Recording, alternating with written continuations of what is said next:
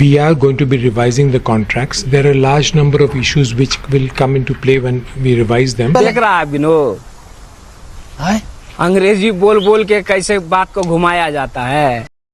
नमस्कार, आप देख रहे हैं फिफ्थ पिलर इंडिया। आज हम एक ऐसे बड़े षड्यंत्र का पर्दाफाश करेंगे जिसने भारत के आर्थिक विकास को 10 साल पीछे धकेल दिया। ये कहानी है 2G स्पेक्ट्रम घोटाले की, जिसे विनोद राय की CAG रिपोर्ट ने इतना बढ़ा चढ़ाकर पेश किया कि पूरा देश भ्रमित हो गया। और इसका सबसे बड़ा फायदा किसे मिला, चलिए जानते हैं पूरी सच्चाई। साल 2010 में भारत के तत्कालीन CAG विनोद राय ने एक रिपोर्ट जारी की, जिसमें कहा गया कि 2G स्पेक्ट्रम आवंटन से सरकार को 1,87,000 करोड़ रुपए का नुकसान हुआ। लेकिन यह नुकसान असली था या सिर्फ एक अनुमान, चलिए आपको बताते हैं। यह रिपोर्ट 5 बड़ी गलतफहमियों पर आधारित थी। एक प्रिसम्प्टिव लॉस, काल्पनिक घाटा, पहली बार किसी CAG रिपोर्ट में संभावित या अनुमानित नुकसान का जिक्र किया गया, जबकि असल में सरकार को कोई वास्तविक वित्तीय घाटा नहीं हुआ था। 2 भाषा में पक्षपात, रिपोर्ट की भाषा पूरी तरह सरकार विरोधी थी, जिससे मीडिया को इसे सनसनीखेज बनाने का मौका मिल गया। 3 बीजेपी की PAC से मिली भगत रिपोर्ट को बीजेपी के मुरली मनोहर जोशी की अध्यक्षता वाली पब्लिक अकाउंट्स कमेटी PAC ने आगे बढ़ाया। 4 क्रोनोलॉजी बनाने का खेल। CAG रिपोर्ट में इतिहास की घटनाओं को एक ऐसे ढंग से दिखाया गया जिससे कांग्रेस सरकार को गलत साबित किया जा सके। 5 स्पेक्ट्रम की नीलामी को जरूरी बताना। रिपोर्ट बार बार यह दिखाने की कोशिश करती रही कि नीलामी ही एकमात्र तरीका था, जबकि अंतरराष्ट्रीय स्तर पर स्पेक्ट्रम का आवंटन प्रशासनिक तरीके से भी किया जाता है। अब जरा इस पर भी गौर करें कि हाल ही में एयरटेल और जियो ने एलन मस्क की SpaceX कंपनी के साथ भारत में सैटेलाइट इंटरनेट सेवा लाने के लिए करार किया, लेकिन इसमें कोई नीलामी नहीं हुई।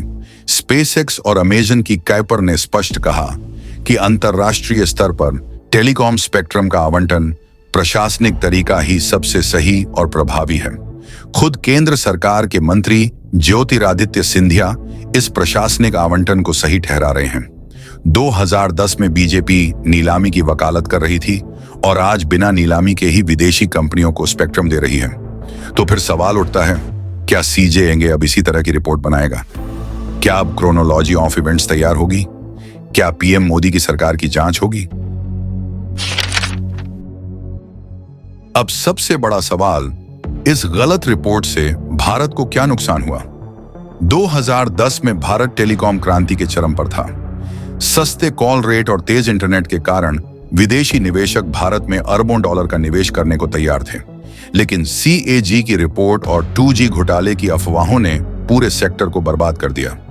UPA सरकार पर भ्रष्टाचार का दाग लगाया गया और उसके बाद बीजेपी ने इसे चुनावी मुद्दा बनाकर सत्ता हासिल की।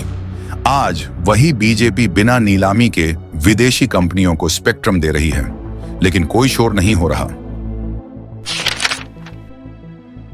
दोस्तों, 2G घोटाला असल में एक फर्जी नैरेटिव था, जिसे एक विशेष राजनीतिक एजेंडे के तहत गढ़ा गया था।